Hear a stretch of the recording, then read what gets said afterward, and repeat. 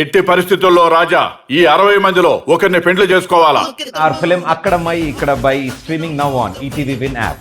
Download and subscribe to ETV Win app. వసంత కోకిల వనమంతా పిలుపులా వసంత కోకిల జగమంతా గెలుపులా. ఎక్కడికి వెళ్ళావే? ఆయనతో ఫోన్ మాట్లాడొస్తున్నాను. అవునా, ఇప్పుడెందుకు కాల్ చేసావు? చేస్తే చేశానంటావు, చేయకపోతే చేయలేదంటావు. ఏం చెప్పాలి నీకు?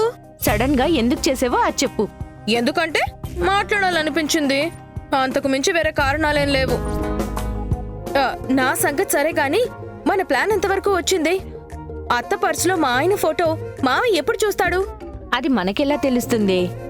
అనుకున్నవన్నీ జరగాలంటే కాలం కలిసి రావాలి కదా. అదే ఎప్పుడు అని అడుగుతున్నాను. సార్ నమస్తే సార్, నా పేరు రమణమ్మ.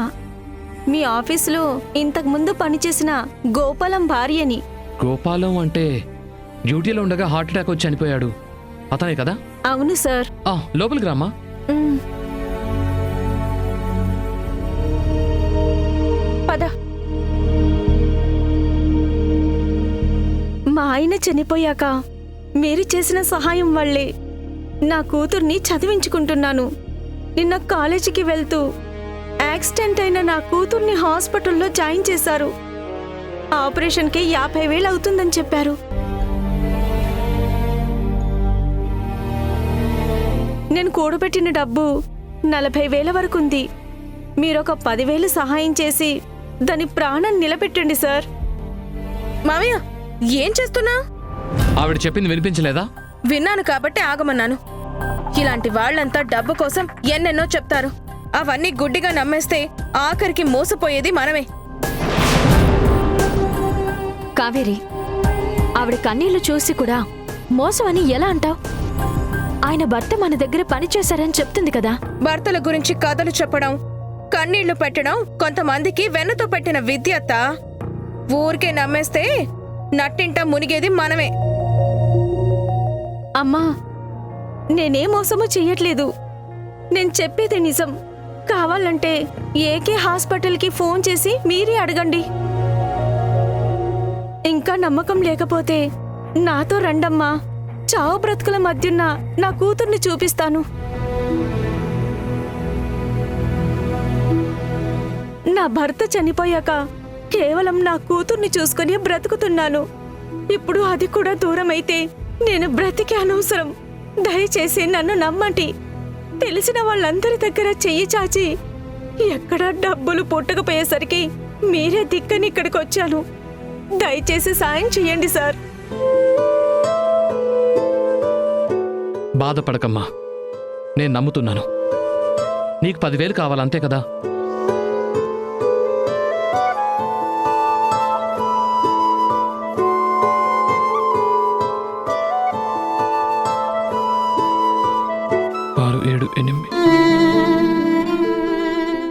నా దగ్గర 8,000 ఉన్నాయి.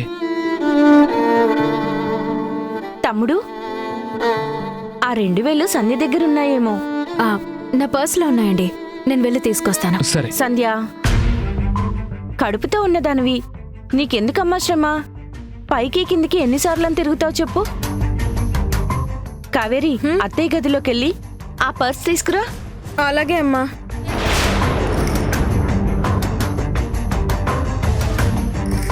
మంచినీళ్ళు ఏమైనా తీసుకుంటారా?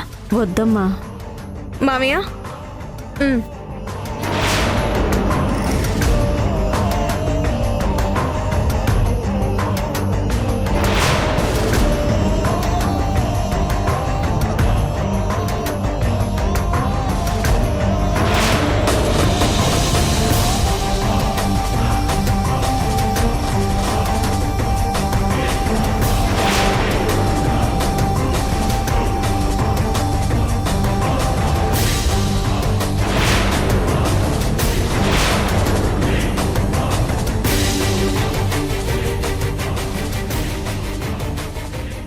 పది వేలు కాదమ్మా, మీ అమ్మాయి ఆపరేషన్కి అయ్యే మొత్తం డబ్బు నేనే ఇస్తాను.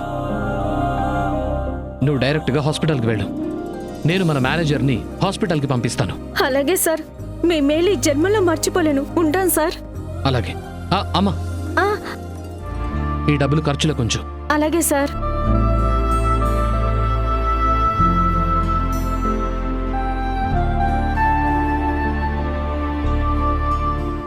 హలో రవిప్రకాష్.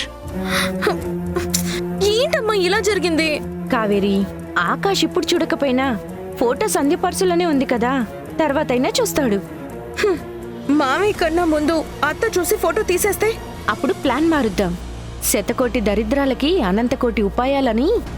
ఒక మనిషిని బాగు చేయడానికి కష్టపడాలి కానీ నాశనం చేయడం ఎంతసేపు?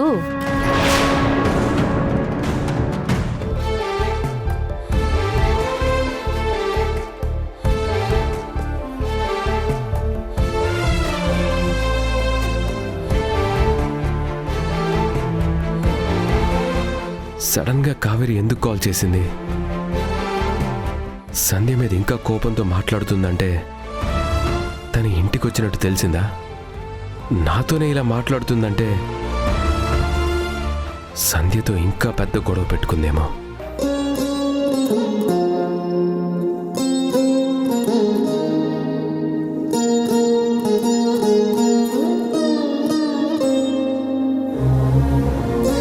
ఇప్పుడు సంధ్యతో మాట్లాడితే కూడా ప్రాబ్లం చేస్తుందేమో. కావేరికి తాళి కట్టిన పాపానికి సంధ్యని బాధ పెడితే సారీ చెప్పాల్సిన బాధ్యత నాకుంది.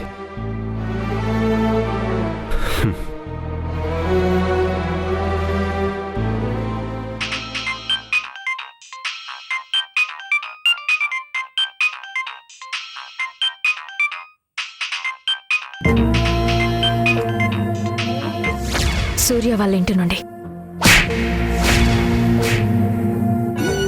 ఒకవేళ కావేరి గురించి తన నిర్ణయం మార్చుకున్నాడేమో, అది చెప్పడానికి ఫోన్ చేస్తున్నాడేమో.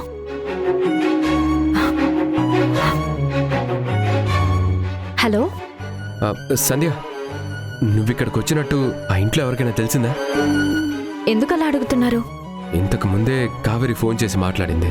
కావేరీనా? ఏం మాట్లాడింది? కొత్తగా ఏం లేదు, ఎప్పట్లానే చిరాకు కోపంతో ఏదేదో ఆగింది.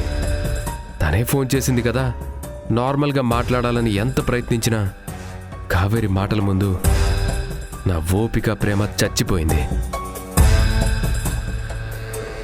ఒకవేళ నువ్వు ఇంటికి వచ్చినట్టు కావేరికి తెలిసిందేమో, ఆ కోపంతోనే ఫోన్ చేసిందేమో అనుకుంటున్నాను.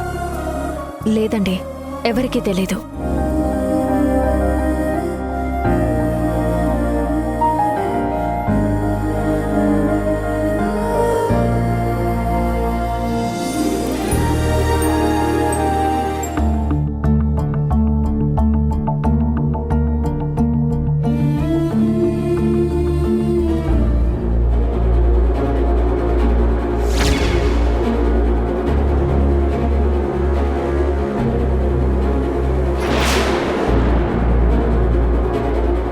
నాకిచ్చిన మాట గుర్తుంది కదా, అది మాత్రం మర్చిపోకుండా నిలబెట్టుకోండి. తప్పదు కదా, తాళి కట్టిన పాపానికి కష్టమైన నష్టమైన భరిస్తాను. భరించడం కాదు, బాధ్యతగా తీసుకుంటాను అనాలి. అదే ఏదో ఒకటి. సంధ్య, నేను కొత్తగా బిజినెస్ స్టార్ట్ చేయబోతున్నాను. దానికోసం ల్యాండ్ చూస్తున్నాను. లోన్ కూడా అప్లై చేశాను.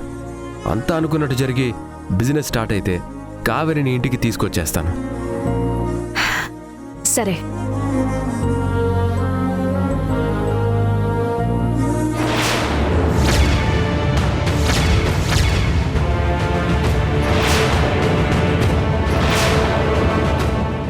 ఏంటత్తా అంత నవ్వుతూ కాల్ కట్ చేసా? నీ మొదటి మొగుడు నా ప్రస్తుత మొగుడు అంత బాగా మాట్లాడా? నేను మాట్లాడింది నీ గురించే.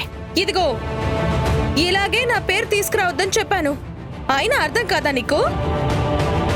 అర్థమైతే నీ కాపురంలో నిప్పులెందుకు పోస్తుంది? ఏదో బాధ్యత తీసుకోమని చెప్తున్నావు, నీ గురించేనా?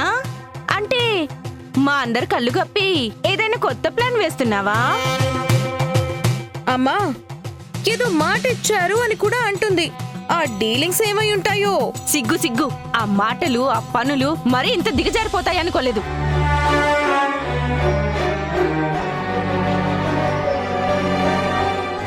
చూసావా అమ్మా, నా మొగుడు నేను కాల్ చేస్తే కసు బుస్సు అంటుంటాడు. అదే ఈవిడ గారు కాల్ చేస్తే మాత్రం కన్నా బుజ్జి అని మాట్లాడతాడేమో. ఏం చేస్తామే తల్లి, నీ మొగుడికి కొత్త పెళ్ళం కన్నా పాత పెళ్ళం మీదే మోజు ఎక్కువ ఉంది. చిచి, ఏం మనుషులో ఏం బ్రతుకులో. సుశీలక్క, సుశీలక్క, వార్తలు రా విశాలాక్షి. రారా విశాలాక్షి, కూర్చో.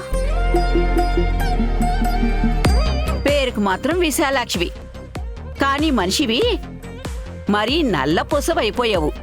ఈ మధ్యన అసలు కనిపించడమే లేదు. ఎక్కడత్తయ్య గారు, ఇంట్లో పనులకు తోడు మోకాళ్ళు పట్టేస్తున్నాయి.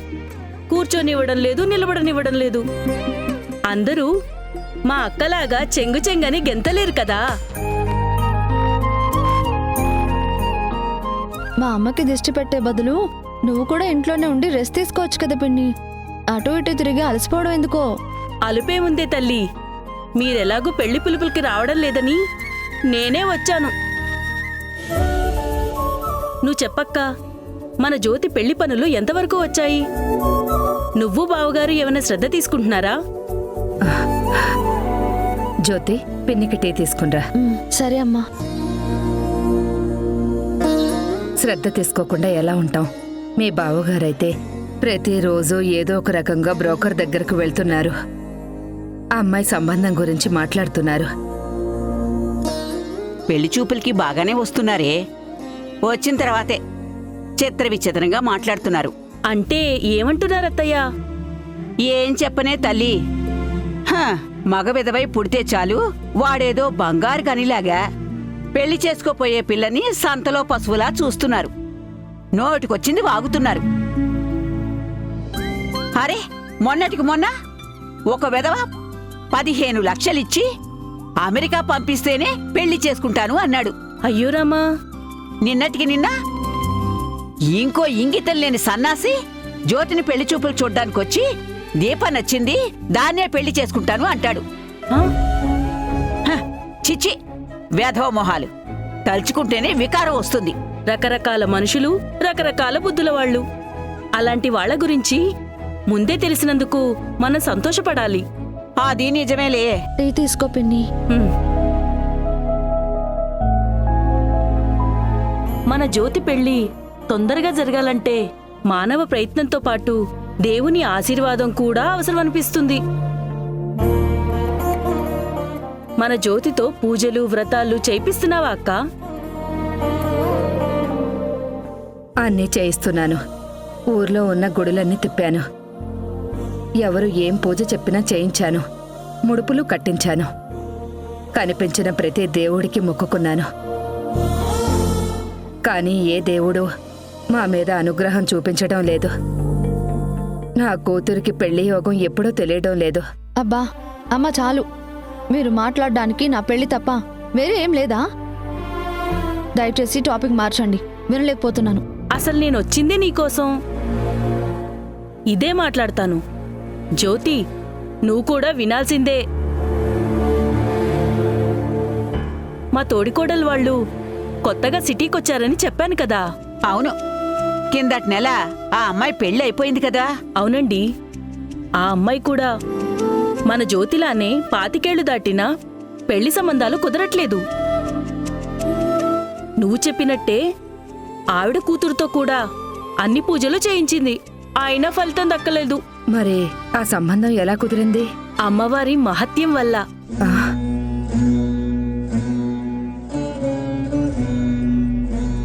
అమ్మవారా? అవునక్క, మన పక్క వీధిలో అమ్మవారి గుడుంది కదా. పెళ్లి కాని ఆడపిల్లలు భక్తి శ్రద్ధలతో ఆ గుడి మెట్లు కడిగి పసుపు కుంకుమలతో బొట్లు పెడితే వెంటనే పెళ్ళవుతుందంట. మా తోటికోడలు చేయించింది. నెల తిరిగేసరికి కూతురికి పెళ్లి చేసింది. ఇదిగో అక్క, నువ్వు కూడా మన జ్యోతితో గుడిమెట్లకి బొట్లు పెట్టించు. అమ్మవారి మీద నమ్మకంతో చెప్తున్నాను, నెలలోపు పెళ్ళైపోతుంది. జ్యోతి, నువ్వు అమ్మవారికి మొక్కుకుంటే ఖచ్చితంగా నీకు మంచి జరుగుతుంది. నా మాట నమ్ము. జ్యోతి, పువ్వులు తీసుకో. వెళ్ళొస్తానక్క. వెళ్ళొస్తానత్తయ్య. వస్తాను. అమ్మా జ్యోతి, రేపు ఉదయం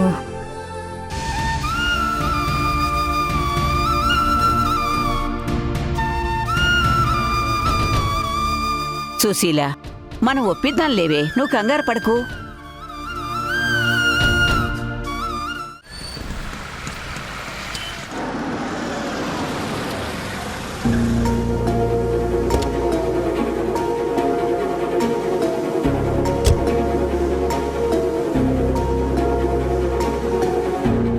అమ్మా, నువ్వు వెంటనే వెళ్ళి సంధ్యత్త మా ఆయనతో ఫోన్లో మాట్లాడిందని చెప్పు. ఫోన్ గురించి ఎందుకే? ఫోటో పెట్టాం కదా, అదే పెద్ద గొడవ అవుతుంది. ఆ గొడవ ఇంకా పెద్దదవ్వాలంటే ఫోన్లో మాట్లాడింది కూడా చెప్పు. అప్పుడే మామయ్య మనసులో అనుమానం ఇంకా పెరిగి మన మాటకి బలం వస్తుంది. నిజమేనే, మీ మామయ్య మనసులో కొద్దో గొప్ప సన్న మీద ప్రేమ ఉండిపోవడం వల్ల అనుమానం రావడం లేదు. మనకు వచ్చే ప్రతి అవకాశాన్ని వదలకుండా వాడుకోవాలి. ఇంకెందుకమ్మా ఆలస్యం, రా వెళ్దాం, పద.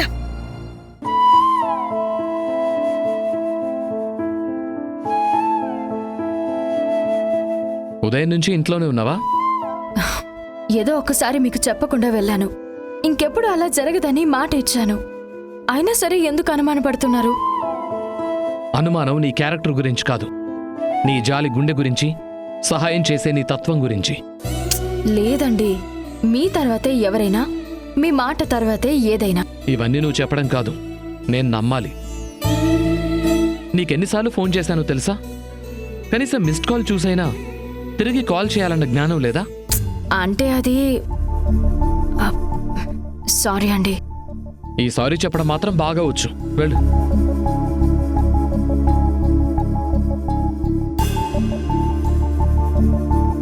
తమ్ముడు, టీ పెట్టనా? వద్దక్క, తర్వాత తాగుతాను.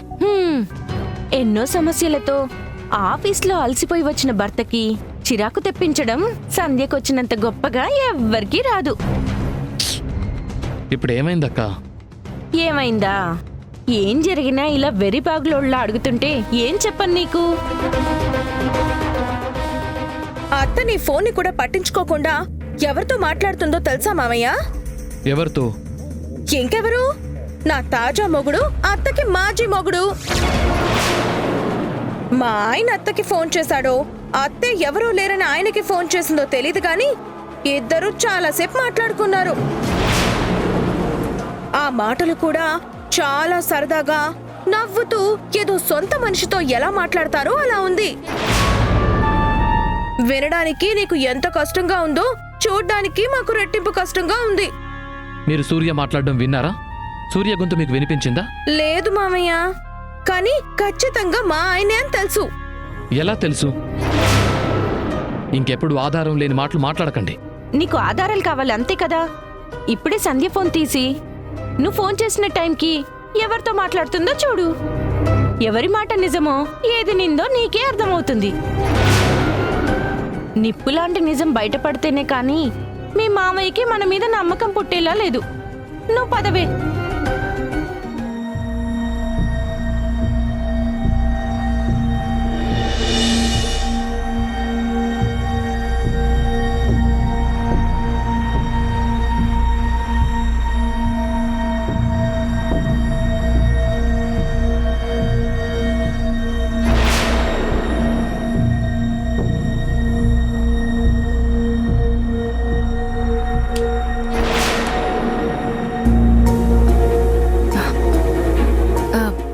ఏమండి, గీజర్ ఆన్ చేశాను, వెళ్ళి స్నానం చేయండి.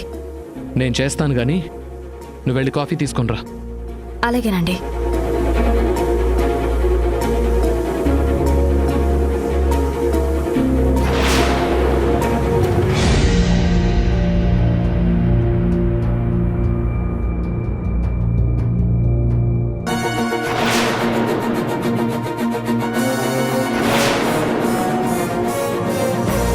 ఇప్పుడే సంధ్య ఫోన్ తీసి నువ్వు ఫోన్ చేసిన టైంకి ఎవరితో మాట్లాడుతుందో చూడు.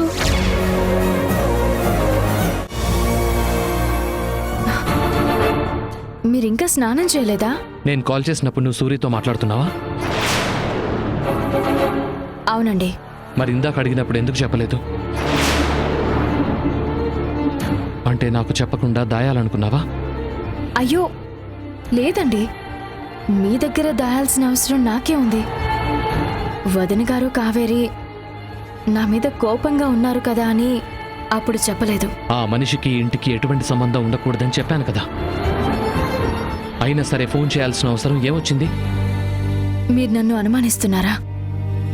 కాదు, నిజమేంటో నీ నోటి నుంచే వినాలనుకుంటున్నాను. నేను సూర్యకి కాల్ చేయలేదండి, ఆయనే నాకు కాల్ చేశారు. పేరు చూసి లిఫ్ట్ చేయకూడదని అనుకున్నాను, కానీ కావేరి గురించి ఏమైనా చెప్తారేమో, మనసు మార్చుకుని ఇంటికి తీసుకెళ్తానంటారేమోనని ఫోన్ లిఫ్ట్ చేసి మాట్లాడాను. మీతో పాటు పెళ్లి పెద్దగా ఉండి ఆ జంటని కలిపాను. అందుకే వాళ్ళిద్దరి సమస్యని పరిష్కరించడానికి నా వంతు బాధ్యత తీసుకున్నాను.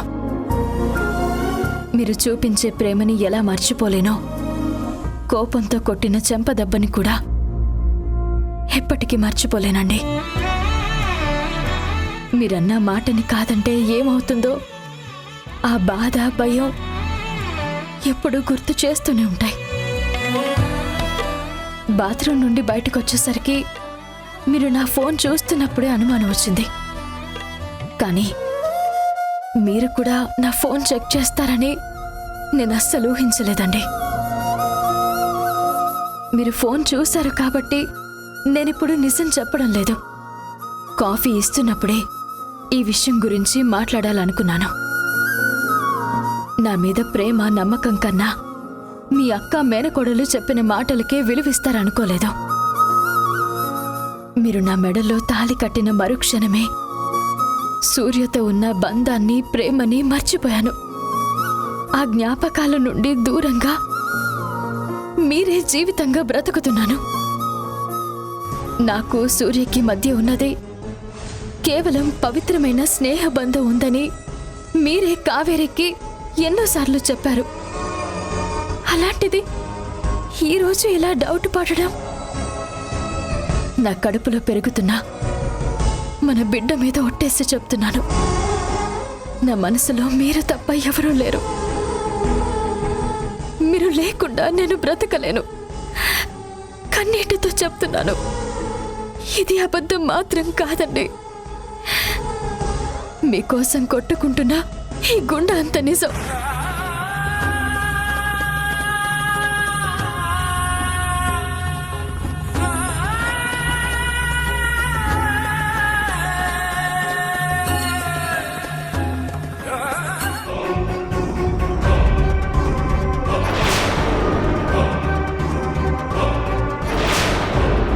అరే, ఏదో కింద పడినట్టుంది.